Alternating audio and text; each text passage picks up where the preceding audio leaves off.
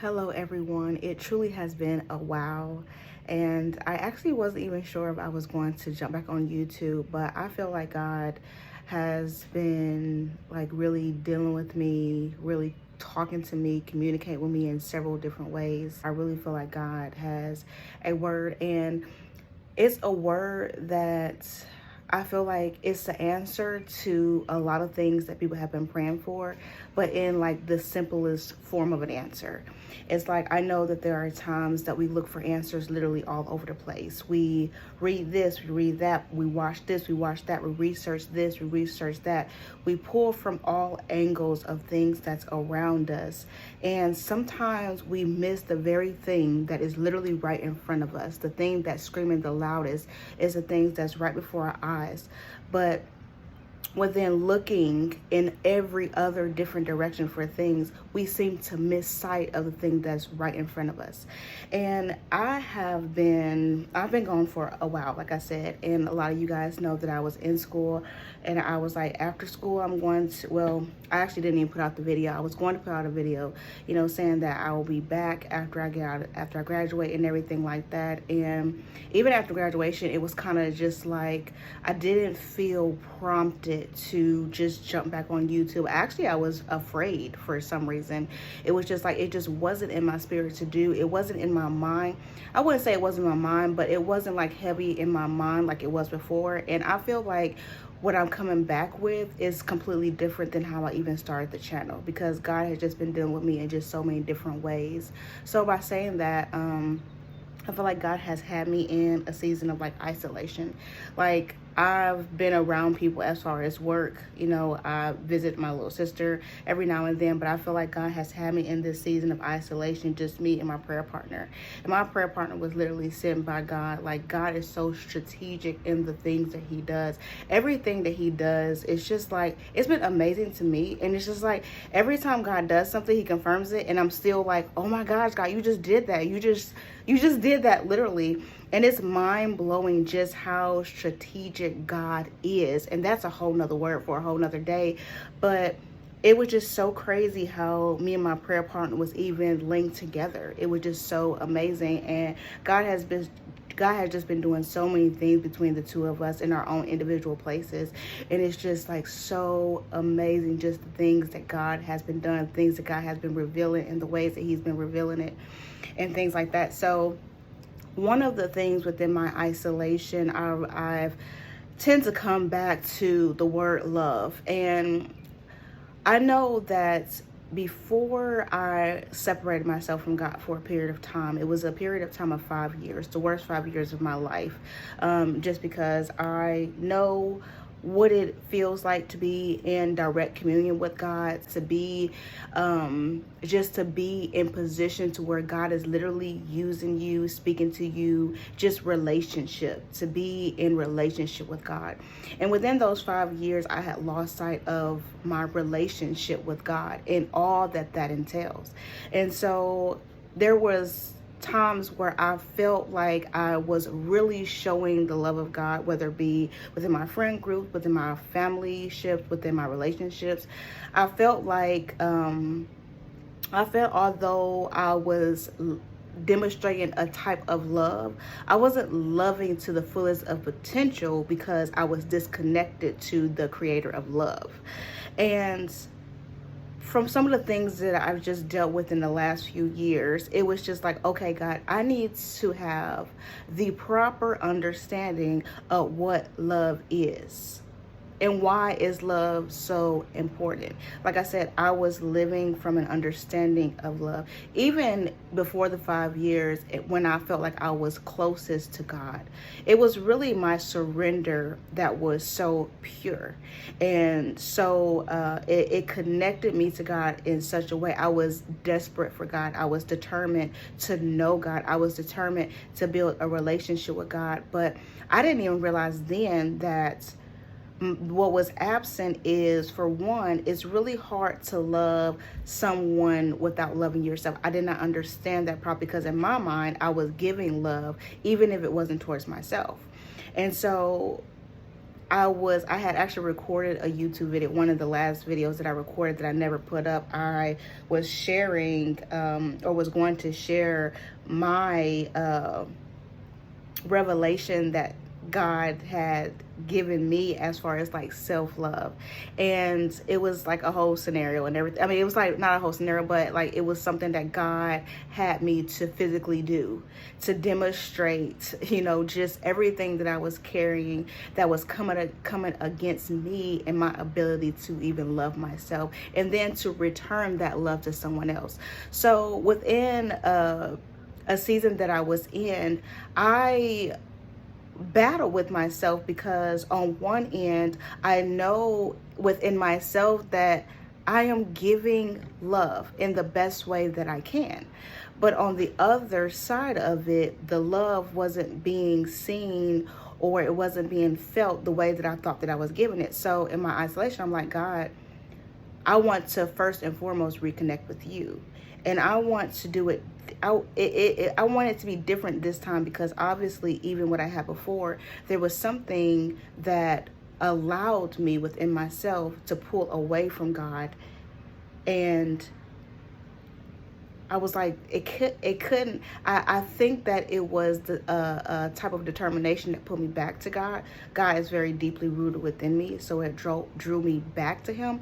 But I still felt like, God, if it's going to be different, I have to be able to demonstrate another and a deeper level of love than I had before.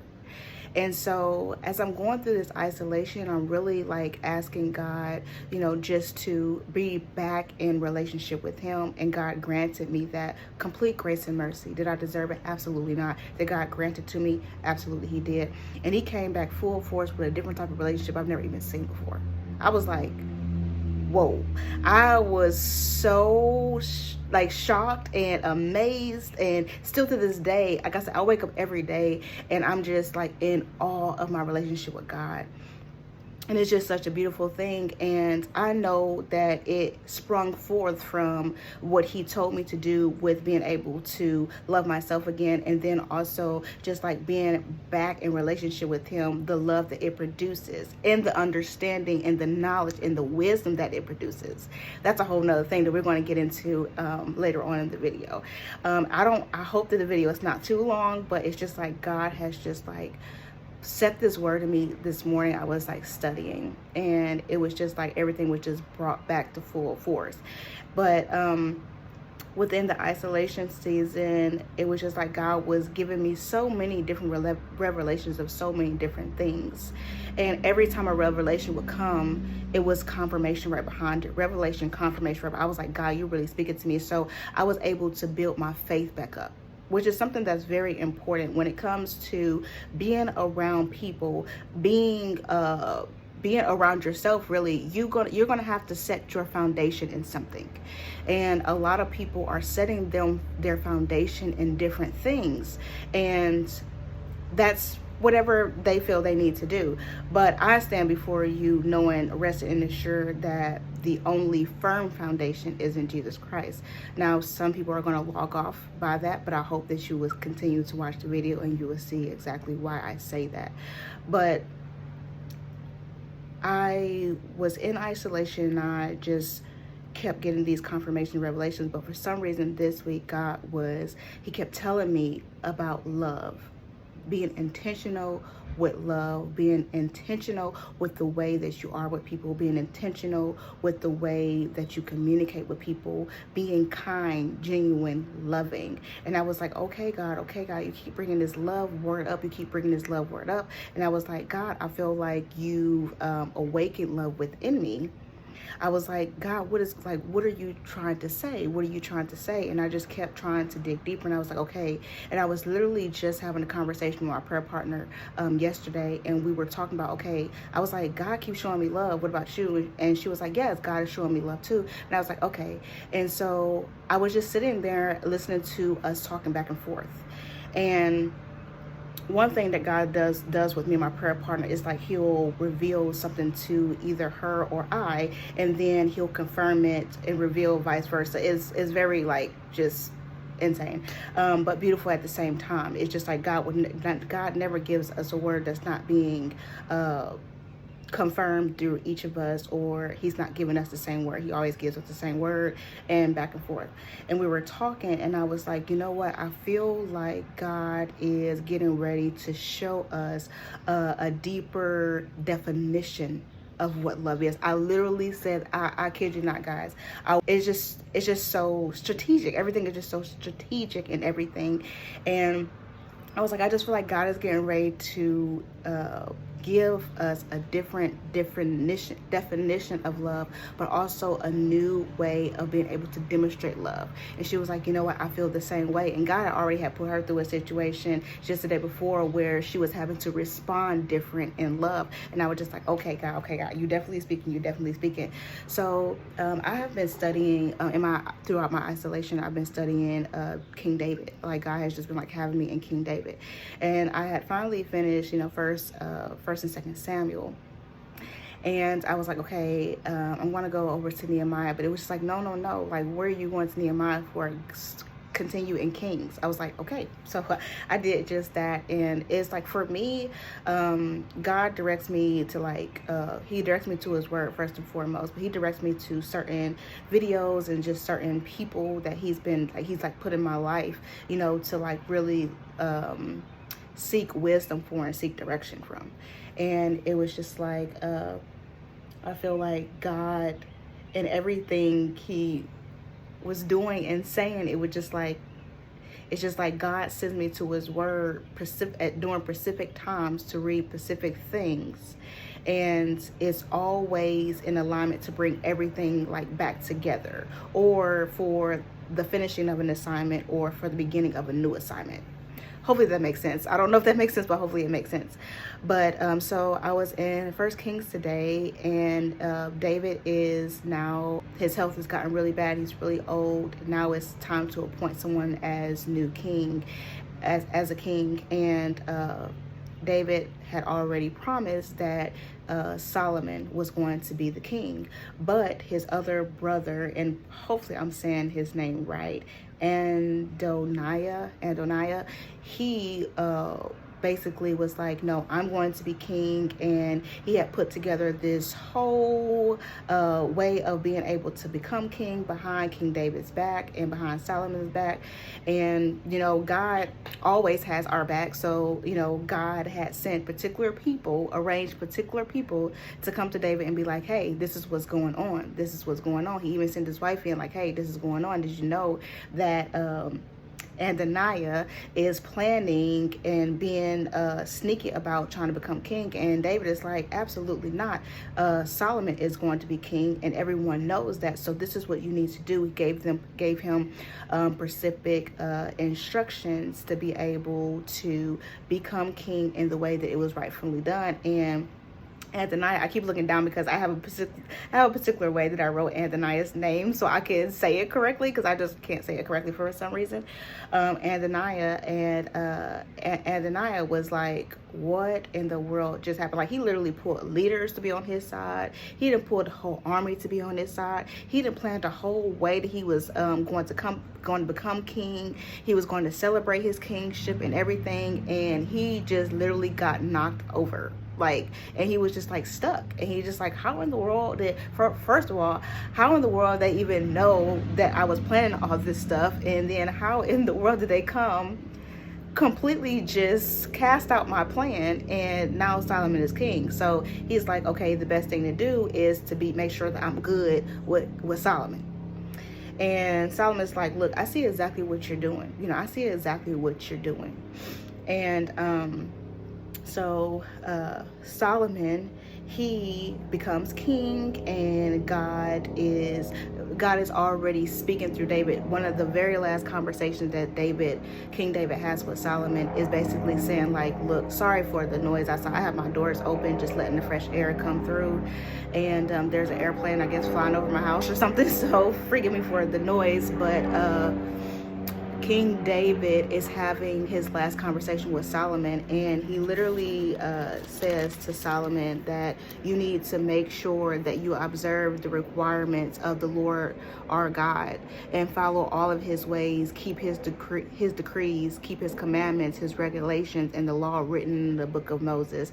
And he's just kind of giving wisdom to Solomon. It's like, look, if you this is what you need in order for you to reign properly. This is what you need in order to lead the people well.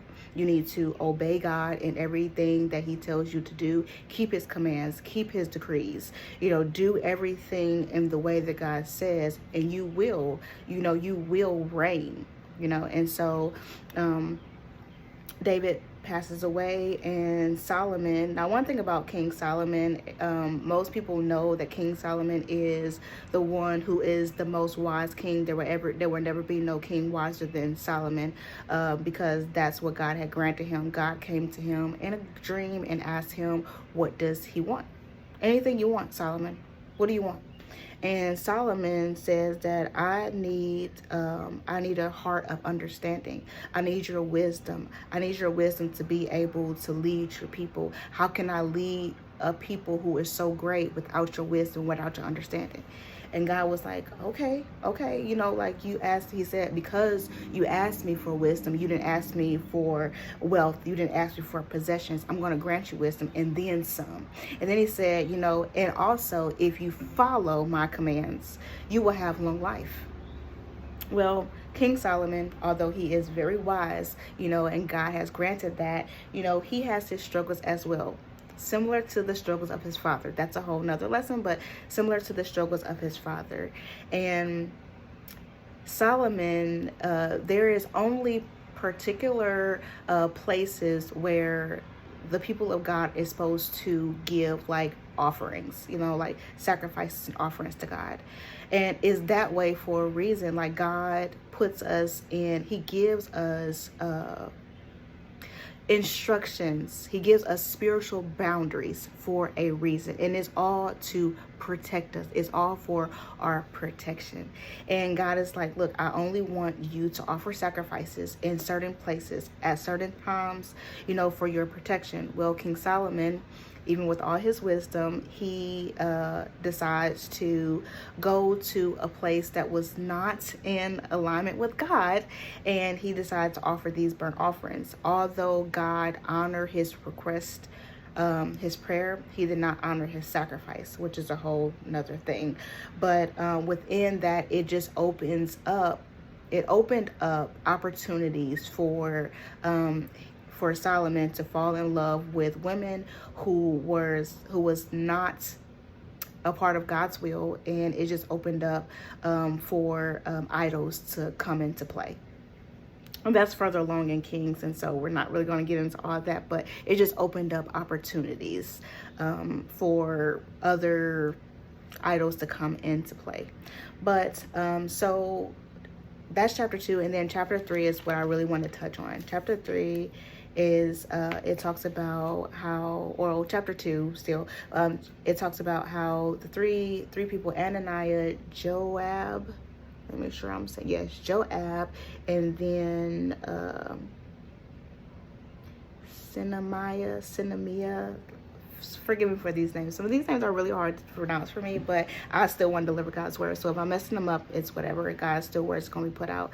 Those were the three that kind of was trying to rebel against Solomon. Of course, Ananiah was his brother, and he wanted to be king. And then Joab and Sinemi, they were with him right there, trying to pull off this plan, that was just out of order. And so once Solomon found out about it, so Amaniah, he was like, okay, I need to get on Solomon's side. I know I messed up, blah, blah. And so he had went to Bathsheba, his mom.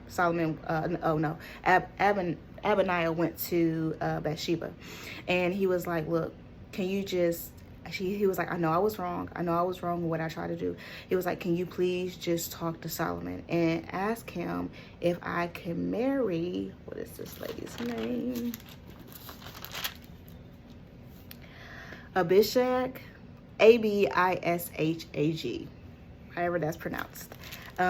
She was the one that had comforted David the last year or two of his life. David became very sick and he could not keep warm or anything, and he was just very sick.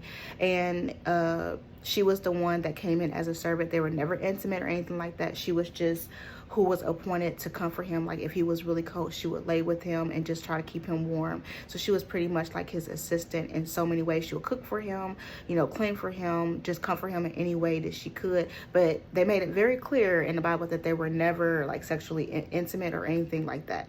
And so this is now the woman that Abaniah is requesting to be his wife. And Bathsheba, she doesn't know that.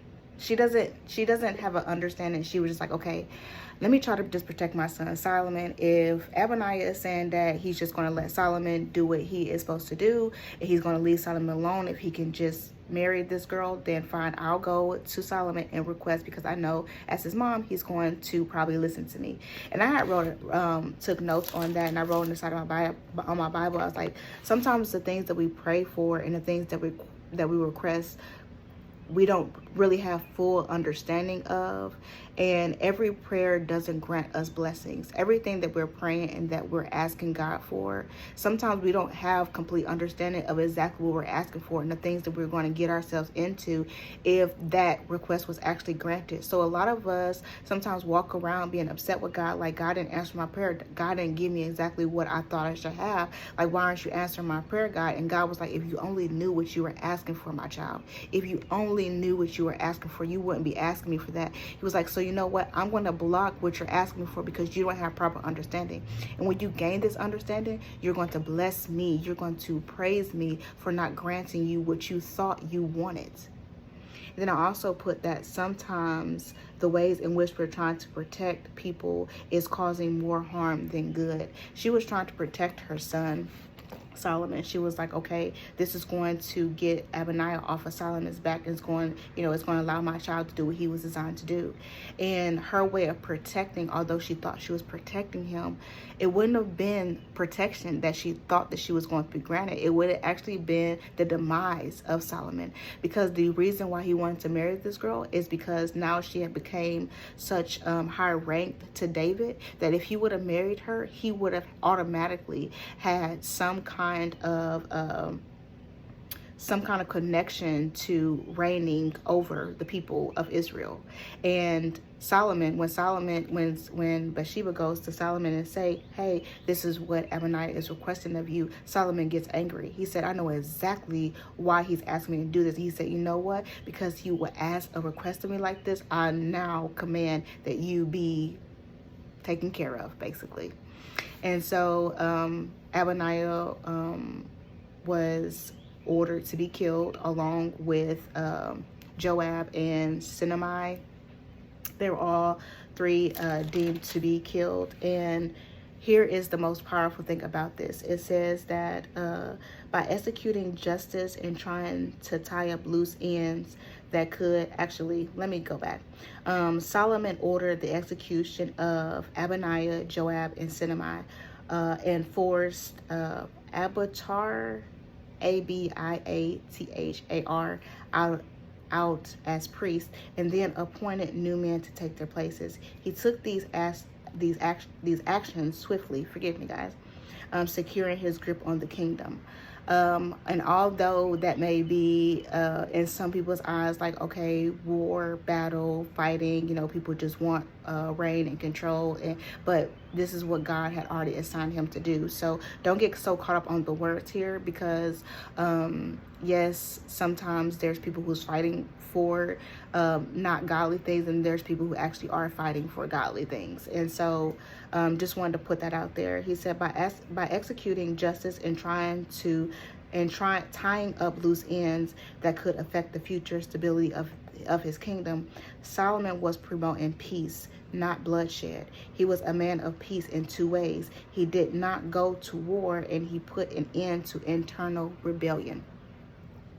So I mean, it's oh my gosh, there's so much to unpack, and I feel like I don't have enough time to unpack it.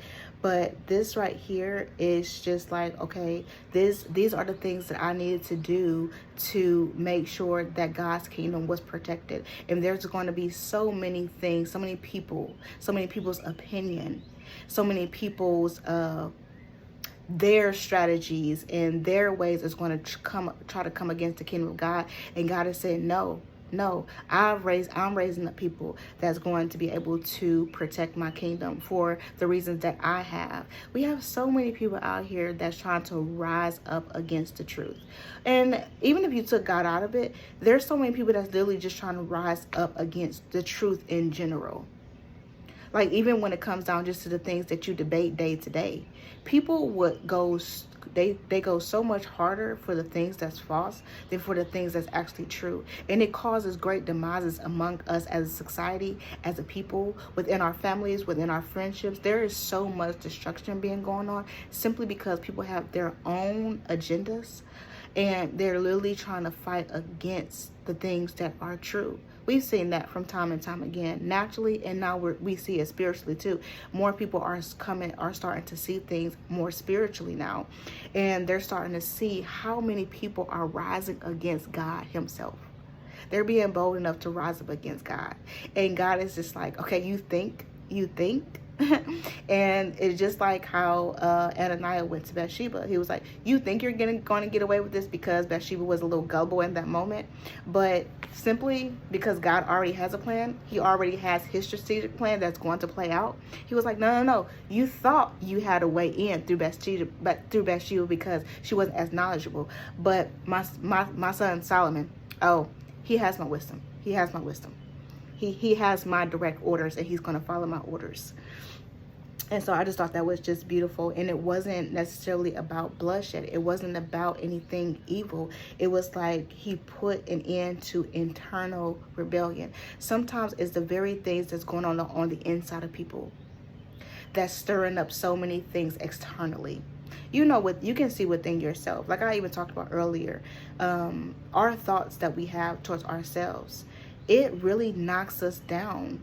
It really knocks us down to the point where we sometimes stop ourselves from achieving the very purpose that we were set here on earth to do because we think so small about ourselves. Even that simple thing, the things that's trying to rise up within us internally, is completely destroying the things that we have to do here on earth that's going to actually bring more power and more good than evil. But we sit there and we talk ourselves down. We talk ourselves out of our very purposes because of everything we have going on internally. Even with families, you hear a lot of people talk about, like the devil, he comes to steal, kill, and destroy. And we always think externally. But the devil, he works harder in the household than he works on the streets, because he realizes that if I can start separating them internally within their families, the people that's supposed to be the closest to them, oh, it ain't gonna be nothing for me to separate them externally. He does everything on the inside. If he got your brain, he has your actions, he has your body, he has your purpose, if you let him. And Solomon was like, look, I'm not going to let him. I'm going to destroy this stuff from the inside. I'm going to destroy this stuff from the inside out. I'm going to take care of that from the inside. And everybody who was a part of Abaniah, he got rid of them. And now it's just like, okay, God is like, okay, I see the sacrifice that you're willing to make for me. And it's going to be a better sacrifice than if you would have kept him around. And so, like I said, God comes to Solomon in the dream and is asking Solomon, okay, what do you want from me? Whatever you ask, I'll grant you your request. And Solomon asked for wisdom. He asked for a heart, specifically a heart of understanding. I need a heart of understanding. And God proves to him, that he has been granted this wisdom. So it comes down to this is 1 Kings 3:16 through 28, and it's Solomon's judges wisely. Sometime later, 2 prostitutes came to the king to have an argument settled. Please, my lord, one of them began. actually, I'm going to stop right there. So I want to say that right now I'm reading from the New Living Translation. This is the translation that I found throughout the different translations that I've read that is the closest to the King James Version Bible. Some people agree with the King James Version, some people don't, but a lot of times the King James Version is a little bit hard to read. I've read I've been King James all my life, but this has been the only Bible that I've found that is the closest to the translation of the King James Version Bible, but it's just in more simpler terms. And so sometime later, two prostitutes came to the king to have an argument. First off, right here, when you think of the word prostitute, you're thinking of a person who is doing something that is culturally unacceptable, legally unacceptable. When you think of prostitutes in general, someone selling their body for money, for drugs, or anything like that, it's not necessarily deemed as good or deemed as culturally acceptable or deemed as appropriate. Now, that for some people, they're okay with accepting that and they don't see anything wrong with it. For some reason, they're able to justify that. But just in the terms of culturally speaking, this right here would have been deemed unacceptable. So you have two women who's coming with a label of being a prostitute to a king. Right there, it already is demonstrated when it comes to the word love. Is already demonstrating that these two women, they shouldn't even had a chance culturally. They shouldn't even had a chance to be able to approach the king because they were already doing something that was culturally unacceptable and impure. So it says it came to the king to have an argument settled.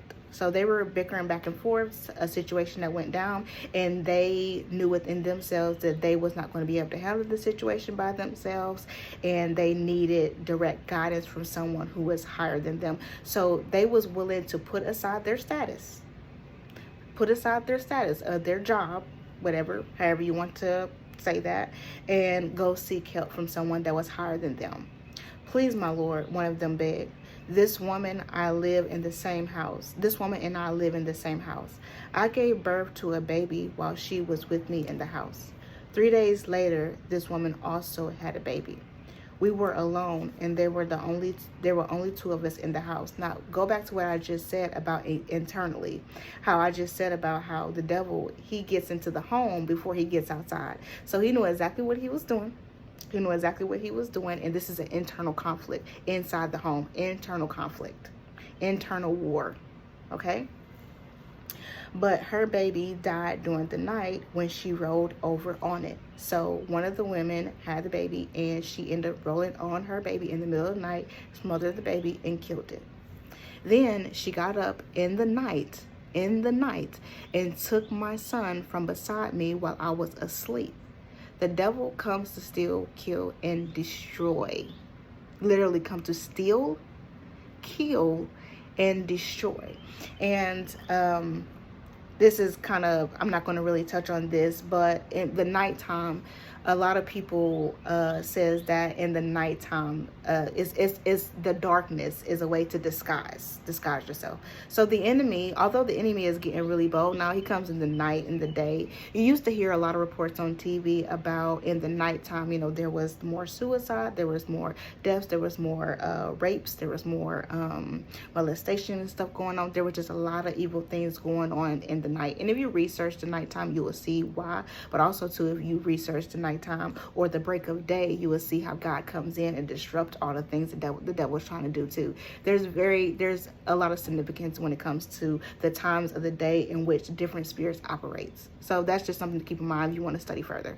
But comes in the night and takes the child, steal, kill, and destroy. OMG.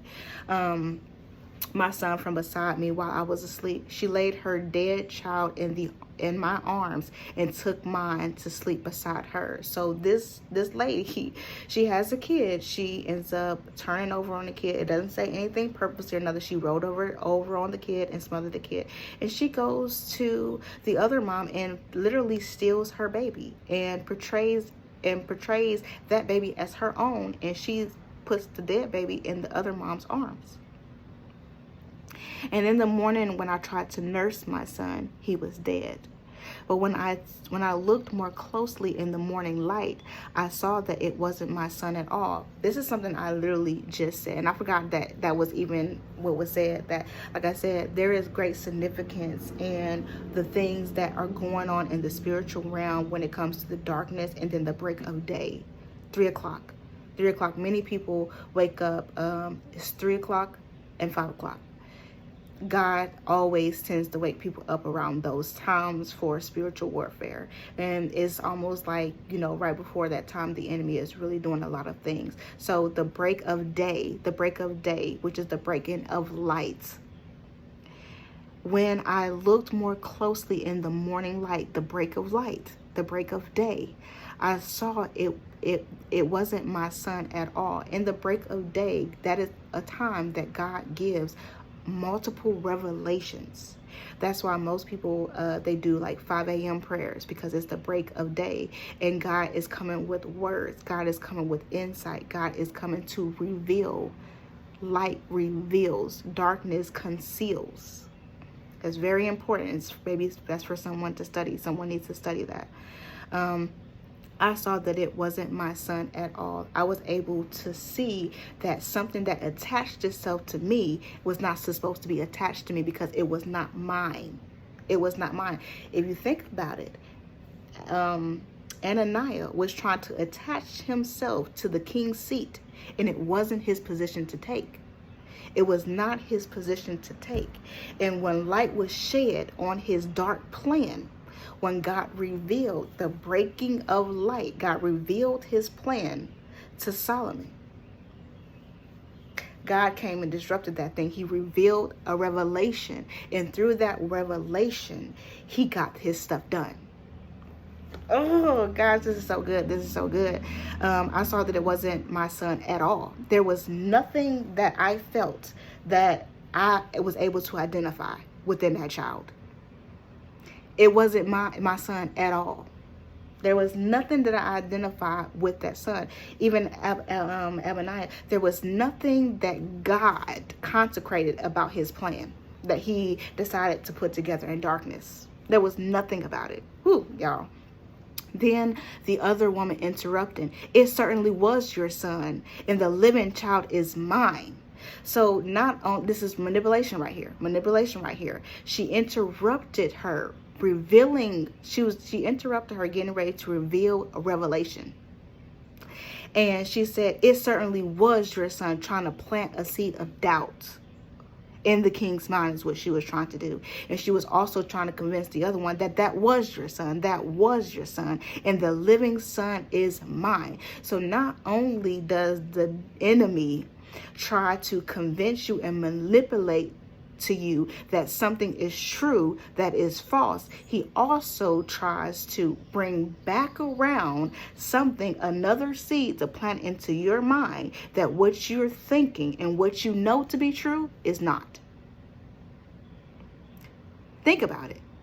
It certainly was your son, and the living child is mine. So she's speaking once again that I need you to not only to be manipulated, but I need you to hear once again that what I'm saying is true, although it is not.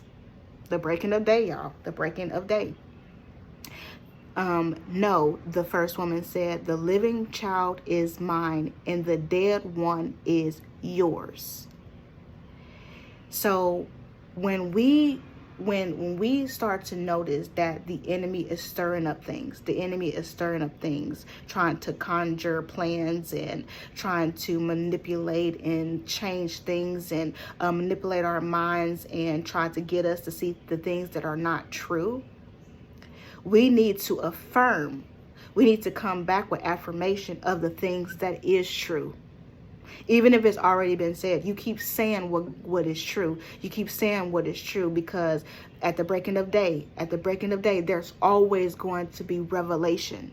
No matter what someone is saying against you, no matter what lies they are trying to believe about you, if it's the truth, it will prevail no matter what. She's thinking, the other woman, she's thinking that she's getting away. No, that son is certainly yours, and the living son is mine. I'm telling you what it is. And the other woman is like, no, no, no, no, no. The living child is mine. I'm going to affirm the truth. I'm going to affirm the truth. No matter what you're trying to get the king to believe, no matter how you're trying to manipulate the king, I'm going to swing back and come back with the truth, because the truth will prevail no matter what.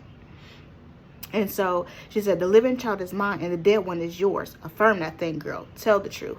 So they argue back and forth before the king. Now it's like this wrestling, spiritual warfare. It's just wrestling between what is the truth, what is the lie, what is the truth, what is the lie, going back and forth, back and forth, back and forth.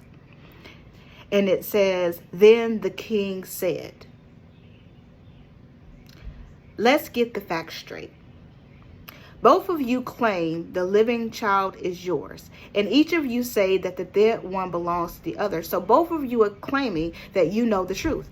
Both of you are claiming that you have a truth, and the truth that you have is the truth that will prevail. Both of you are claiming that what I'm saying is right and the other one is wrong, right?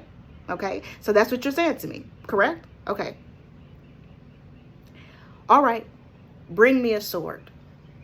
This is where I got excited, because even in some of the things that I've dealt with, you know, and that we all deal with at times, there's times where the enemy, we don't even understand like what he's doing all the way, and it brings about a spirit of confusion. What was it? Let me see. Actually, the other day, and I forgot all about this. Thank you, Lord. I forgot all about this. The other day, God just kept bringing to my attention this spirit. And it's a spirit of confusion. I believe it was at work. It was at work within this scene here too. It's the spirit of Leviathan. Leviathan, the Leviathan spirit. The twisting one. This spirit comes to literally twist the truth.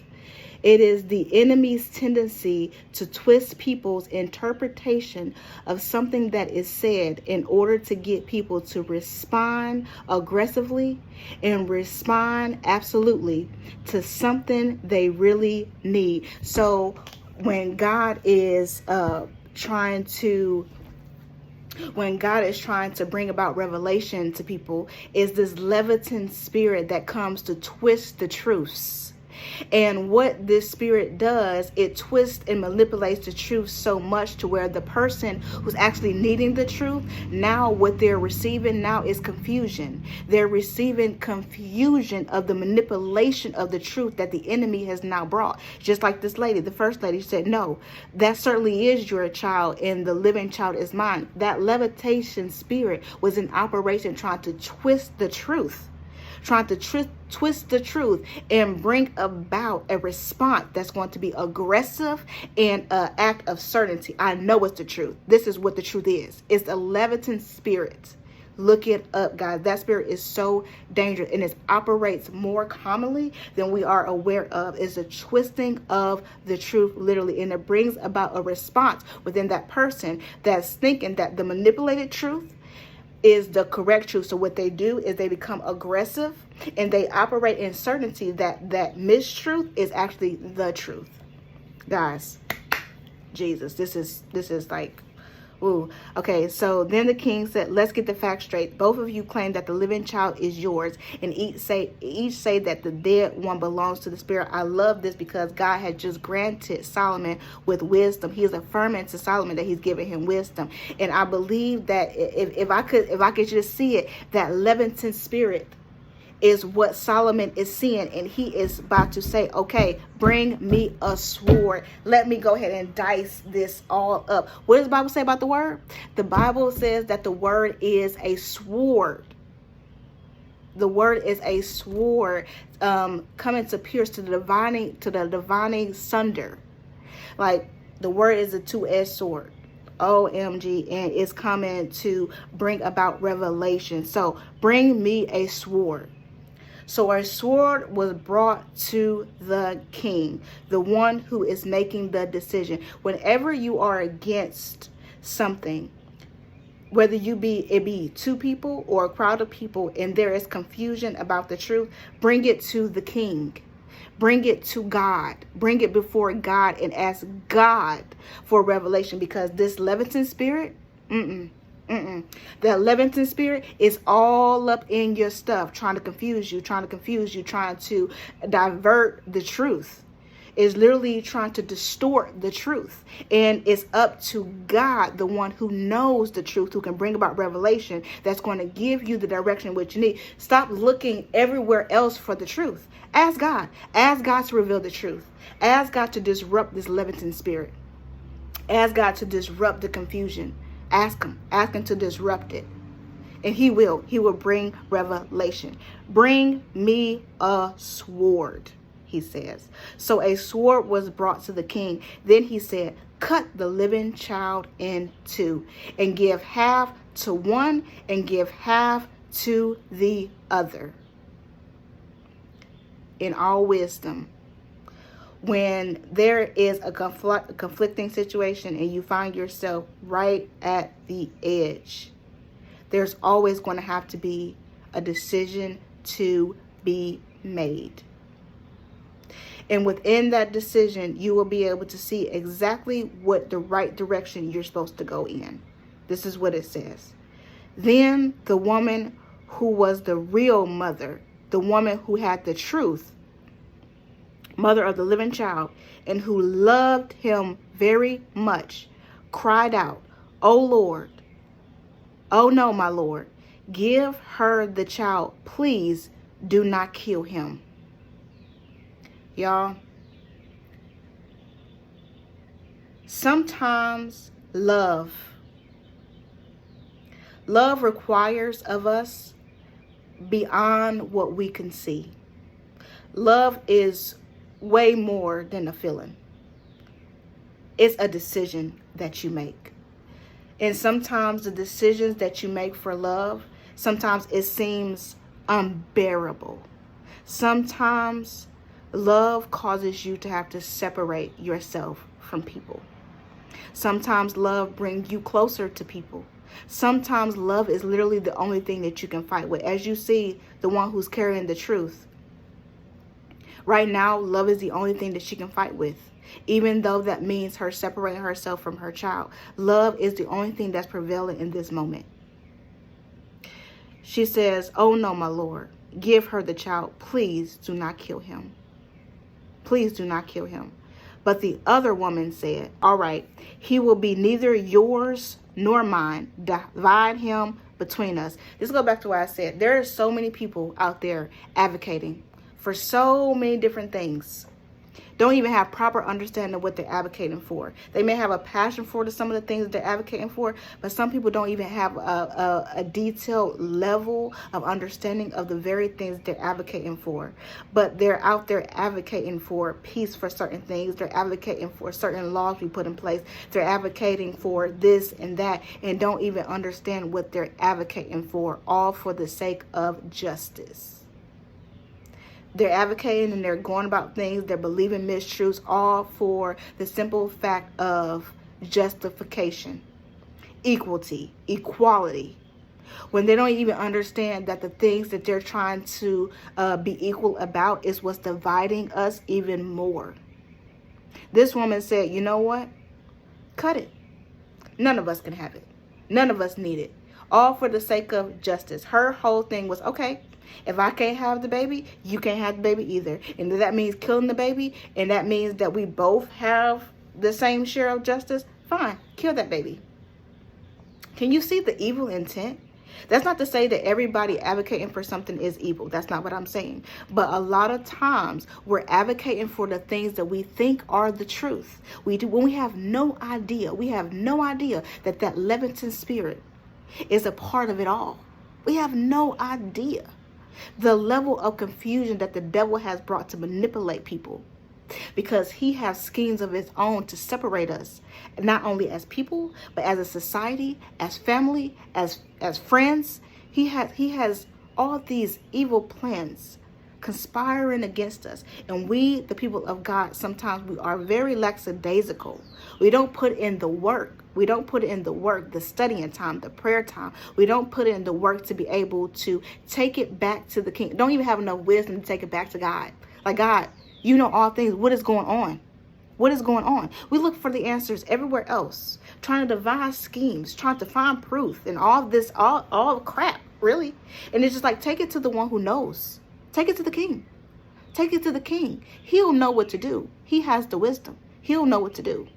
A lot of people may read this and be like, why would the king say that? But he knew that the one who demonstrated love would be the one who held the truth. The same way Jesus did. The same way Jesus did. People despised against Jesus so much. They didn't even realize that he was the one that held the truth. And it's so interesting because on the third day, God rose. And 3 days apart, these babies were born. 3 days apart, these babies were born.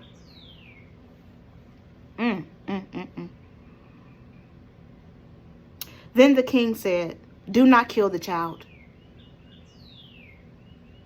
but give him to the woman who wants him to live, for she is his mother. The truth will always prevail. I tell my clients this all the time. They whenever they have a situation, it was like, man, I promise I'm not lying. There's been times I had to tell myself, Vanessa, the truth is going to prevail no matter what. I don't know when it's coming. I don't know what's coming. They don't know when it's coming. It could be a year from now. It could be a month from now. It could be 3 years. It could be 5 years. The truth will always prevail. Jesus has granted us that. The truth will always prevail. Would it say every knee shall bow? Every tongue will confess that Jesus Christ is Lord? Is that not what the word said? That's what the word says. A lot of people to this day, for the sake of justice or for the sake of deeper revelation or something, don't even believe that this book right here is the truth. Is the living word of God. People don't even believe that no more. People throw the Bible out as if it's a source of information when it is the main source of information.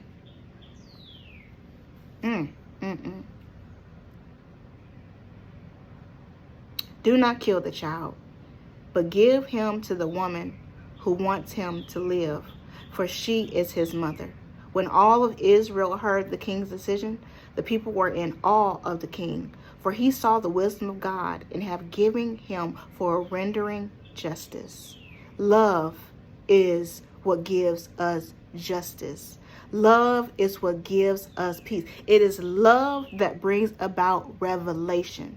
When I began to read this, I was, like I said, I was in awe. I was in shock. And then God always has a way of confirming. God always, because at first I was just like, okay, God, like, what are you trying to say? What are you trying to say? And it wasn't until after I was just sitting there and God just started showing me all these things. And I was like, okay, love. Like, there's many demonstrations of love right here. And I was just like, okay, love, like I said, is not necessarily a feeling all the time. It's really a decision more than a feeling. It's really a thought process more than a feeling process. And love conquers all because of the things that love is willing to decide to do. So I go to my devotional, and always, like I'm telling you, God will lead you. I tell you, when I got this devotional, God had led me to actually get two different devotionals. And I literally went to church one Sunday. And in the middle of service, God was like, you need to go get a devotional. And I was like, okay, God, like, where do I go? And he told me exactly where to go, exactly what to look for. And both of them, ever since the devotionals that I got, they have literally been confirming things. I went on a really deep fast in January, and after that fast, and God had spoke to me so clear. I write compassion letters, and God wrote one to me. God literally told me to sit down and write, and he started writing through my hands this compassion letter, and he gave me instruction, and he told me he gave me hope for things to come. And I've been living by that compassion letter because God literally wrote it for me. And everything that God has written in that compassion letter has been confirmed through various sources, but mainly through my devotionals. And so I'm reading this, and like, God has given me all these things about love, and even the part where, like I was saying, it's like Solomon was promoting peace, not bloodshed. He was a man of peace in two ways. He did not go to war. Love doesn't go to war. Love doesn't fight. Love fights for things, but it doesn't fight against things. Love is not this. It's not a battle. Love grants you things. Love opens you up to things. Love brings about revelation, not war. Not war. And it says that, and it put to end internal rebellion. And then just the fact of the matter that it was the one who loved the child enough to depart from the child is what allowed the king to receive that great revelation. Like I said, even going to the fact they're prostitutes. These prostitutes, what are you standing before the king for? You're culturally unacceptable. You're culturally unacceptable. But the king had wisdom. The king had wisdom. And in this scenario, love is the thing that prevailed in this situation. And in the situation before. And if you read about King David, love always prevails in that. But let me read to you. This is June 17th, which is today. And this is what the my devotional says. I call you to love. Think about all the things that we just read as I read this. I have called you to love me, and to open yourself to receive my love in purity and in power. To pour yourself out before me as a drink offering, allowing every part of you to seep into me. I am not afraid of your humanity. I have already paid the price to bring you as close as you would like to come. Don't stand outside of my presence. Come in. Let love overwhelm your weary soul. This is just like the women. Come in, come to the king. Ask the king to bring about a revelation. Go to God. Ask God to bring about a revelation, because what he's going to do, he's going to enlighten you through his love. Invite my love to saturate you, and it will change you from the inside out.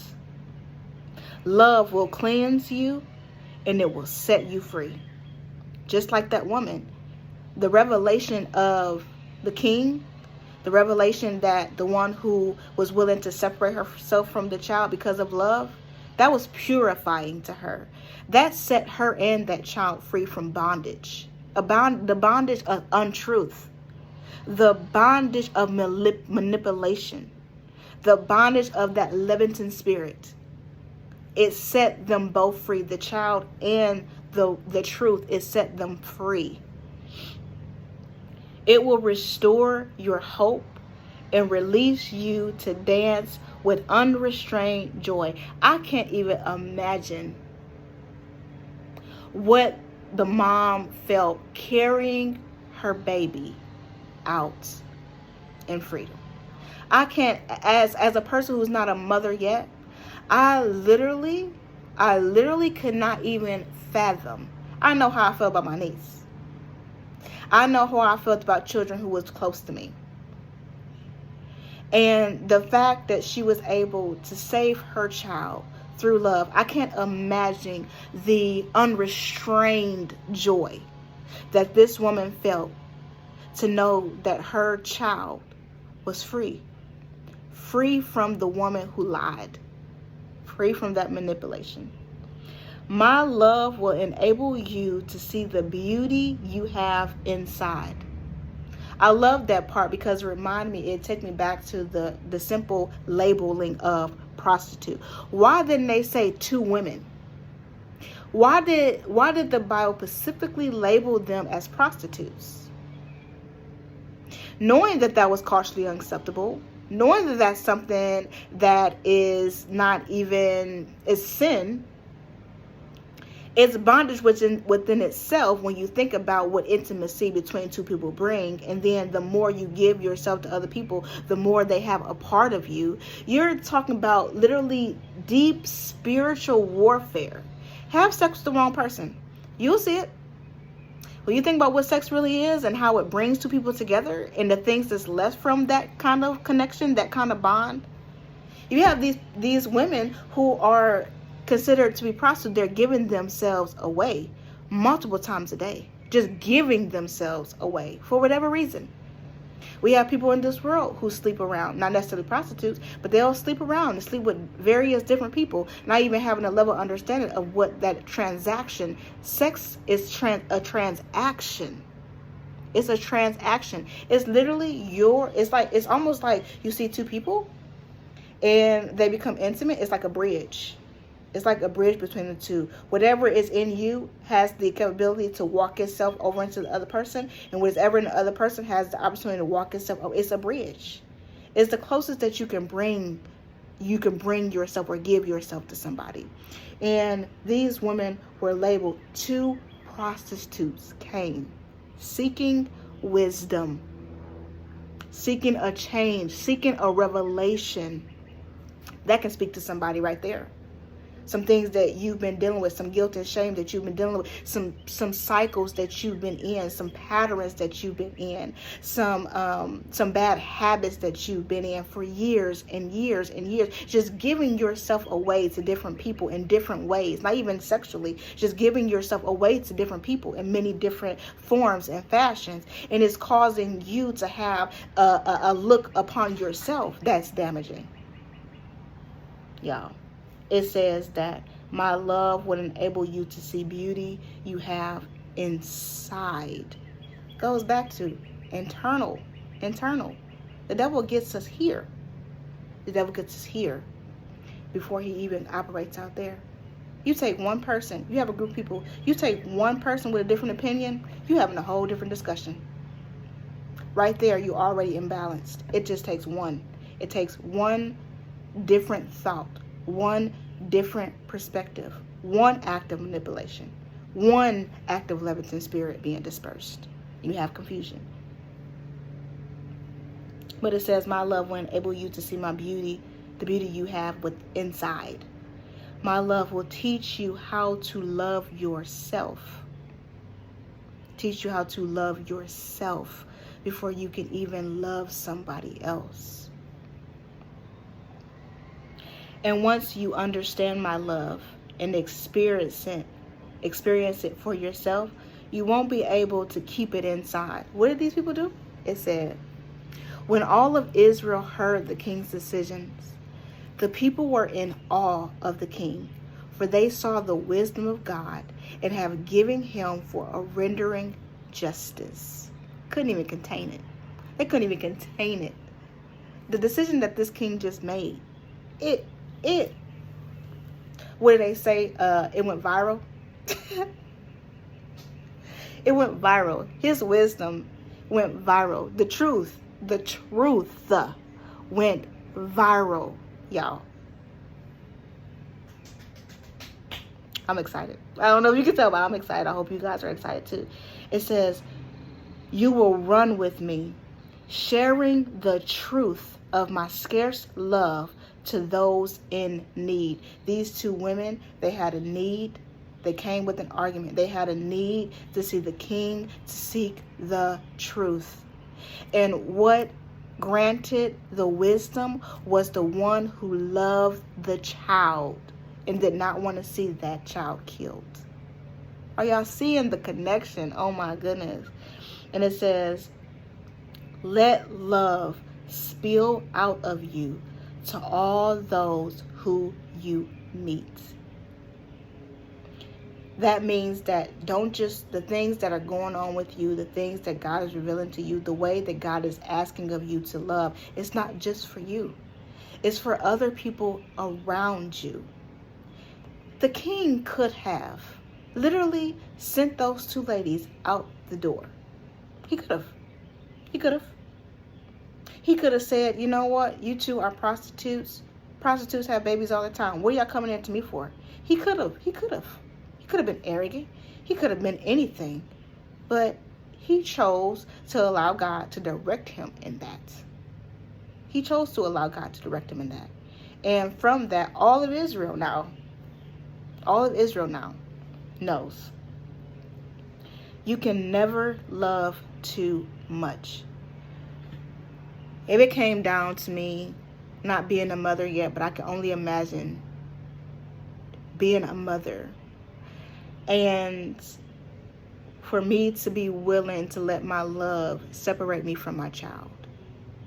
For those who are not mothers, I know you've been in maybe family ships where you feel like different circumstances has come and disrupted relationship within families. There's a lot of trauma within families.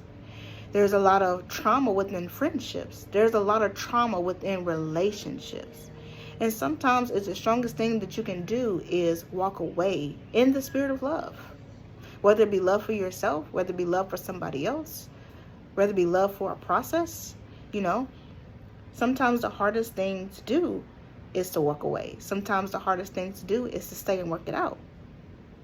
God only knows the answers. But it says you can never love too much. Whenever you start to think that you're loving too much, you have the wrong idea in your head. Now that's a spirit of levitation. There is no such thing as loving too much. God never loved us too much. He doesn't stop loving us, really. He doesn't stop loving us. So it is impossible to love too much, because that's the biggest thing that God's requiring for us as his people to do. And then the scripture is Matthew 22:37-39. Love the Lord your God with every passion of your heart, with all the energy of your being, and with every thought that is within you. This is the great and supreme commandment. And the second is like it in importance. You must love your friends in the same way you love yourself. Gosh, I hope that this word brought some insight to you for whoever it's for. I know it's for many, and like I said, a lot of times we're looking for answers. We're looking for solutions in so many different ways when the answer is right in front of us. And like I said, it sounds simple, love. It's not simple all the time, but we reach for so many answers outwardly, and God is literally saying that love is the answer. Love is what's going to cast down the truths. Love is what's going to cast down manipulation. Love is what's going to cast out the Leviathan Spirit. Love is going to cast out wars, rebellion. Love can cast out inner rebellion. Love can cast out rebellion within this world. We just have to let it. We have to let it. That's the word that I have for you guys. So if you feel like, as you are watching this video, anyone that you feel need to hear this word, please share. Please share. It's not for me. It's not just for me. The more you share, the more you like, the more you comment, yes, this video will be seen and it will get more people to see it. But if you feel like this was a word for you, take it back to God. Take it back to God and ask him to reveal to you what love is. What love is. This has given me a completely different perspective of what love is. It has literally given me a deeper definition of what love is and what all love can do, and how love can literally cast out confusion. The last few years of my life has been nothing but confusion. Nothing but confusion. And I thought that I was operating in a spirit of love. And in some aspects I was, but it was only a portion of what love can bring. I wasn't operating in full love. For one, I wasn't connected to the creator of love. And now that I am, and now that he's showing me what love really is and what love really does, I have a different perspective. And when I read this, I was like, wow, God. And I understand why you kept nudging at me, love this week. And so, like I said, if someone came across your mind that you want to share this with, please share, like the video, subscribe to the channel. I am back. And I'm going to be back as long as God allows me to be back. I'm coming with specific words, though. And there will be some times where, yes, some of the videos that I was posting before, the theme of it will come back, but only when God says. Like, I'm only posting when God tells me to post. And I'm only posting what God is telling me to post and when he's telling me to post. Because spiritual assignment.